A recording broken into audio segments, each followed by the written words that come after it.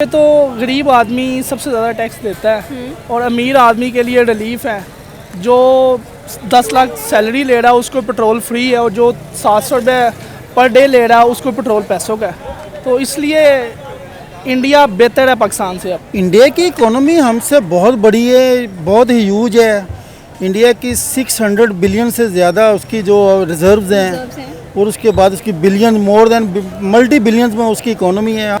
देखें वो है प्रोग्रेसिव और उनके जो रिजर्व्स हैं वो हमसे बहुत ज़्यादा हैं। एक बड़ी वो इकोनॉमिक पावर बन के उभर रहा है और एशिया में तो वो एशियन टाइगर बन रहा है, जो कि हमारा पाकिस्तान का ड्रीम था, लेकिन वो उसको अचीव कर रहे हैं उनकी गवर्नमेंट और उनके दूसरे जो मुतल्लिका लोग हैं। सलाम नमस्ते सत श्री अकाल, मैं हूँ सिद्रा हम आवाज़ के साथ। आज हम बात करेंगे इंडिया की कि इंडिया ने किस तरह से एप्पल की इंडस्ट्रीज़, एप्पल का प्लांट चाइना में से उठाया और अपने मुल्क में आकर उसका प्लांट लगवाया है। अगर हम बात करें एप्पल स्टोर्स की, तो एक दिल्ली में एक मुंबई में है। पहले iPhone 14 लॉन्च किया, फिर iPhone 15 लॉन्च करने की बात कर रहे हैं। अगर हम फॉक्सकॉन कॉर्पोरेशन की बात करें जो कि बिगेस्ट सप्लायर है एप्पल का, वो बहुत सारी इंडस्ट्रीज़ इंडिया के अंदर लगा रहा है और बेसिकली $500 मिलियन इंडिया के अंदर इन्वेस्ट कर रहा है। आइए जानते हैं पाकिस्तानी अवाम की राय कि हमारे मुल्क में ऐसी इंडस्ट्रीज़ क्यों नहीं लगती हैं, क्यों नहीं इन्वेस्टर्स आते हैं और हमारा बजट आगे क्यों नहीं बढ़ रहा है। तो बने रहिए मेरे साथ इस वीडियो के आखिर तक। देखिए जी, यहाँ पे जो भी है ना, कोई भी कंपनी आती है ना, तो यहाँ के जो सियासतदान हैं या ब्यूरोक्रेट्स हैं वो कहते हैं हमें किक बैक्स क्या मिलेगा। पर इंडिया में ऐसा नहीं है। यहाँ पे हर बंदा कहता है कि पहले मुझे मेरा हिस्सा दो, पाकिस्तान जाए बाहर में। तो इसलिए यहाँ पे करप्शन ज़्यादा है, तो इसलिए बाहर से कंपनियाँ पाकिस्तान से अवॉइड करती हैं। इंडिया के अंदर जो भी प्लांट नया लगता है किसी भी इंडस्ट्री का, उसके 6 महीने का टैक्स नहीं लिया जाता उससे। इनफैक्ट उसको कह लें कि फ्री ऑफ टैक्स होती है वो, और वहाँ पे उनको बहुत अच्छा उनके साथ रवैया भी इख्तियार किया जाता है कि यही वजूहत है कि आज इंडिया 3rd नंबर पर आ चुकी है इकॉनमी वाइज। देखिए जी, यहाँ पे तो गरीब आदमी सबसे ज़्यादा टैक्स देता है और अमीर आदमी के लिए रिलीफ है। जो 10 लाख सैलरी ले रहा है उसको पेट्रोल फ्री है और जो 700 रुपये पर डे ले रहा है उसको पेट्रोल पैसों का है। तो इसलिए इंडिया बेहतर है पाकिस्तान से। अब मतलब इंडिया बहुत बेहतर है पाकिस्तान से। तो इस वक्त एलन मस्क ने अपनी जो टेस्ला गाड़ी है वो वहाँ पर उसका प्लांट लगाया है, वो भी इतनी रिक्वेस्ट करने के बाद। यहाँ पर अगर देखा जाए तो जो बिल गेट्स है वो एक टेक्नो पार्क बनाना चाहते थे, तो टेक्नो पार्क बनाने की भी यहाँ पर किसी को अकल नहीं थी। इनफैक्ट हमारे जो साइंस एंड टेक्नोलॉजी का मिनिस्टर है वो कहते हैं यहाँ पर झूले लगाने वाले हैं आप कोई। देखिए जी, टेस्ला ने वहाँ तो प्लांट लगा दिया, लेकिन यहाँ पे देखें ना कि सब कुछ यहाँ पे बंद हो रहा है। कंपनीज यहाँ से जा रही हैं, सुजुकी और दूसरे निसान मोटर सब यहाँ से बंद कर रहे हैं। यहाँ पे करप्शन बहुत ज़्यादा है। इसके अलावा यहाँ कोई नेक ईमानदार आता है उसे चलने नहीं दिया जाता। यहाँ पे खाने वाले ज़्यादा है, तो यहाँ पे किसने बाहर से आना है। मतलब यहाँ पर खाने वाले ज़्यादा हैं। अगर यही बात सही कर रहे हैं आप लोग, श्रीलंका भी हमारे साथ ही है, बांग्लादेश भी हमारे साथ है, इंडिया भी हमारे साथ है, तो ये तीनों ममालिक हमसे बहुत ज़्यादा चले गए आगे दौड़ में। बस वहाँ पे उस मुल्क का सोचते हैं, यहाँ पे अपना सोचते हैं। यहाँ पे जितने भी ब्यूरोक्रेट्स हैं वो ज़्यादातर अरबपति हैं और गरीब आदमी गरीब होता जा रहा है। तो यहाँ पे सिर्फ अपना सोचते हैं, मुल्क का नहीं सोचते। कहने को तो नरेंद्र मोदी बिल्कुल एक अच्छे लीडर नहीं है, लेकिन अगर देखा जाए तो उनको सबसे ज़्यादा डिज़ायरेबल प्राइम मिनिस्टर्स में भी शामिल किया गया है। दूसरे मुल्कों में जाते हैं, बड़ी इज्जत की निगाह से भी देखा जाता है। उनके मुल्क में जैसे कि कह लें कि इंडस्ट्रीज़ हैं, अभी रिसेंटली ये सुनने में आया कि जी जो गल्फ़ इंडस्ट्री हैं, दुबई और सऊदी इंडिया के अंदर 200 बिलियन इन्वेस्ट कर रही हैं। देखिए जी, वो गुजरात का कसाई है, उससे वहाँ पे जो मीडिया है ना, उन्होंने कभी भी गवर्नमेंट के अगेंस्ट खबर नहीं देते। यहाँ पे सबसे पहले पेड मीडिया पैसे दे के खबरें देते हैं। देखें, जब से ये PDM की गवर्नमेंट आई है, अब ये महंगाई का रोना नहीं रो रहे। आज 20 रुपये पेट्रोल महंगा कर दिया है, इनको कोई फ़र्क नहीं। वो कह रहे हैं 150 वाले पेट्रोल से आपको गुनाह हो रहा था और 273 वाले पेट्रोल से आपको स्वाब होगा। बस यहाँ पे करप्शन ज़्यादा है, इसका और कोई हल नहीं है। अब यहाँ पे इनकलाब ही आना चाहिए, लेकिन लाए कौन? जिसको जो लाने के चक्कर में है उसके ऊपर पर्चे पे पर्चे दे रहे हैं, उसका नाम लेना बैन है। इसलिए हम भी कोशिश करते हैं जितना हो सके एहतजाज करते हैं। इंडिया की इकोनॉमी हमसे बहुत बड़ी है, बहुत ही ह्यूज है। इंडिया की 600 बिलियन से ज़्यादा उसकी जो रिजर्व्स हैं और उसके बाद उसकी billion more than multi billions में उसकी इकोनॉमी है। हम कितने 3 अरब डॉलर के लिए हम पूरा मुल्क संभाले बैठे हैं। यहाँ पे कौन आएगा? जो आ रहे हैं वो भी चले गए सारे। टोयोटा बंद हो रही है, होंडा बंद हो चुकी है, शेल वाले जाने वाले हैं और बाकी जो हैं वो चले गए। यहाँ पे कौन आएगा? $300+ हो गया है। अफ़गानिस्तान में कितना है? 84-85 अफ़गानी, जहाँ पे बंदा नहीं किसी को देखता।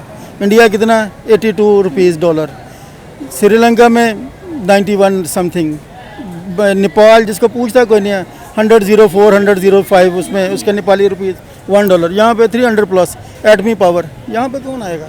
बात तो आपने बिल्कुल सही की है कि यहाँ पर जो डॉलर की जो बातें हैं वो ही 300 पे जाकर हो रही हैं, और हमारे पास जो इन्वेस्टर्स हैं उनसे हमारी पहली डिमांड ये होती है कि आप हमें क्या देंगे, जबकि इंडिया में जो भी इंडस्ट्री या प्लांट लगता है वहाँ पर ये बात की जाती है कि आप 6 महीने के लिए टैक्स फ्री हैं। यही बात है ना, करप्शन उसकी मेन रीज़न, मेन जो बोन है वो करप्शन ही है ना। हम पे जहाँ पे कोई काम करने आता हम कहते हैं हम सानू की दोगे जी, ताड़ा काम होना या नहीं होना, सानू तो दो ना। मुल्ला का होता है, नहीं होता कोई फ़ायदा, कोई कंपनी आती है वो फ़ायदा लेके आती है ना, बिजनेस बढ़ेगा। वो कहते हैं हमें तो पहले कुछ दो ना, जब किक बैक्स और कमीशन वो भाग जाते हैं। वो कहते हैं जी पहले तानू दइए कि अपना करिए। तो इस वक्त जो नरेंद्र मोदी हैं सबसे बड़े नेशनलिस्ट नज़र आ रहे हैं। हम लोगों को नेशनलिज्म की थ्योरी बहुत अच्छे से वो प्रूफ कर रहे हैं कि किस तरह से अपने मुल्क को लेकर चलना है और किस तरह से अपने मुल्क को आगे बढ़ाना है। दूसरे मुल्कों में भी अपना एक रुतबा बनाया उन्होंने। देखिए नरेंद्र मोदी जितना भी जालम, जितना भी कसाब, मुसलमानों को जितना भी खिलाफ, लेकिन जो भी है he is the best for India. Nation के लिए मोदी इज़ द बेस्ट। अब जो भी उसको करैक्टर छोड़ दें, उसका उसने जो मुल्क के लिए किया है उसका वो उसने तकरीर की, कहते हैं टाइम ज़ाया किया इन्होंने हमारा Pakistan India, Pakistan India. What Pakistan India? हमने दुनिया से कम्पीट करना है। What is Pakistan? मर रहा है उसको मरने दो, तो मर रहा है इसको मरने दें, ठीक है। तो ये बात सुनने के बावजूद भी हम कुछ नहीं कर रहे। क्या करेंगे? जिस बंदे की ये कैपेसिटी है कि उसने रात को 500-700 इकट्ठा करके बच्चों की रोटी लेके जानी है, वो क्या करेगा? ना तो वो कोई एहतजाज कर सकता है, पुलिस गर्दी होती है हर जगह पे, उसने डंडे सोटे खाने हैं, क्या करेगा? कौमें बाहर निकलती हैं, एहतजाज होता है, उनकी बात मानी जाती है। यहाँ पर सुप्रीम कोर्ट की कोई नहीं मानता। ये बेचारे गरीब पब्लिक 500-700 दिहाड़ी वाले लोग, इसके कौन मानेगा? तो आने वाले दिनों में क्या एक्सपेक्ट कर लेंगे पाकिस्तान में? जैसे कि आपने कहा कि बहुत सारी ऐसी इंडस्ट्री हैं जो कि यहाँ से अपना पैकअप करके जा रही हैं। इंडिया में उतनी ही इंडस्ट्रीज़ लग रही हैं, जिसमें सबसे बड़ी तो इस वक्त हमें टेस्ला नज़र आ रही हैं, एंड चाइना की भी एक कार कंपनी थी BYD जो कि अपना जो प्लांट है इंडिया में लगाना चाह रही है। देखें अब ये कि जो चली गई है इन्होंने तो चली गई, इनको वापस लाना तो अब इनको बहुत बड़ा पैकेज मिलेगा तो ये वापस आएंगे ना। और इंडिया जो इस वक्त कर रहा है, इंडिया तो बहुत एडवांस हो गया है। इंडिया की 1.5 अरब सबसे मोस्ट जो पॉपुलेशन है इंडिया की हो गई है। पूरी दुनिया में इंडिया का एक नाम बन गया है। इंडियन फ़ख्र से कहते हैं आई एम फ्रॉम इंडिया। हम डर के कहते हैं जी कितों हैं जी, पाकिस्तान। तो कहते दौड़ जाओ फ्रडी है तुझे। तो हमारा तो ये स्टेटस ही ख़राब हो गया ना दुनिया में। ये पिछले 2 साल 1.5 साल में तो बेड़ा गर्क हो गया बिल्कुल। पहले तो मैं बहुत ज़्यादा कंट्री अब्रॉड में जाता हूँ, मैं बहुत कंट्री विजिट करता हूँ। पहले हम कहते थे जी पाकिस्तान, ओ गुड, उन्होंने से डर के कहने जी शर्मिंदगी सी। तो अब लोग ब्रेन डैमेज हो रहा है, सारा ब्रेन ड्रेनेज हो रहा है। लोग जा रहे हैं, डॉक्टर इंजीनियर सब बाहर जा रहे हैं। जो जहर जो जा रहा है खाली हाथ नहीं जा रहा ना, वो अपने सासे बेच के जा रहा है, मकान घर बार बेच के जा रहा है, लाख 2-4 लाख डॉलर एक हर बंदा साथ लेके जा रहा है।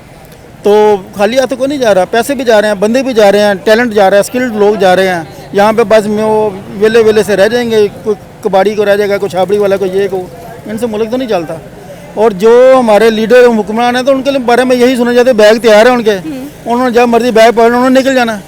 तो क्या करेंगे? पीछे यही रह जाएगा, फिर वही एक दूसरे को लूटेंगे, जिसके पास नहीं होगा दूसरे से छीनेगा। स्ट्रीट क्राइम बढ़ेंगे, मारेंगे एक दूसरे को। वो कहेगा मेरे पास रोटी नहीं है, तुम्हारे पास 2 है, एक तो मुझे दो, नहीं देगा उसको गोली मार के ले लेंगे।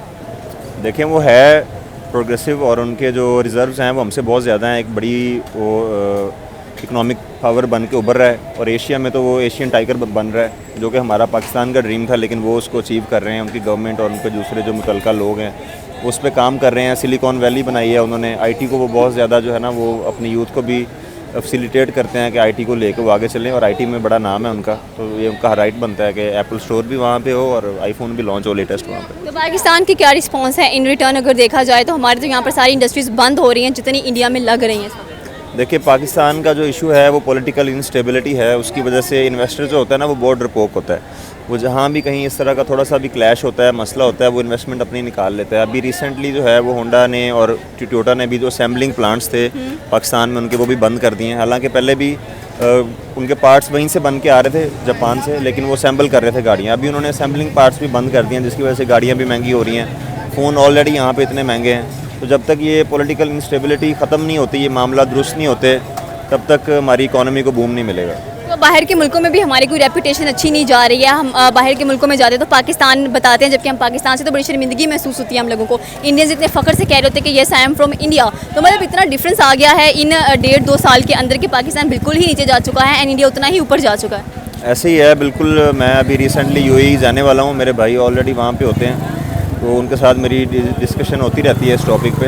तो इंडियन पासपोर्ट की इज़्ज़त है वहाँ पे, और पाकिस्तानी जो है वो उन्होंने कुछ ऐसे काम शुरू कर लिए वहाँ पे जाकर, लाइक जैसे कचरा उठाना और इस तरह की हरकतें, तो वो उन्होंने सिर्फ पाकिस्तानियों पे जो है वो कैश इन हैंड 5000 दिरहम, हाँ वो रखा हुआ है कि पाकिस्तानी जो आएँ उनके पास 5000 दिरहम कैश इन हैंड होना चाहिए एयरपोर्ट पे, अदरवाइज़ वो आपको इंटर नहीं होने देते, डिपोर्ट कर देते हैं वापस। तो मतलब हम अपनी रेपुटेशन इतनी ख़राब कर चुके हैं, इंडस्ट्रीज़ यहाँ पर नहीं है, बिजनेस इन्वेस्टर्स यहाँ पर नहीं आते हैं। हम चाइना भी अब देखें तो 1 बिलियन की जो इन्वेस्टमेंट है वो इंडिया में करने की सोच रहा है, लेकिन इंडिया रिजेक्ट करता जा रहा है उसको।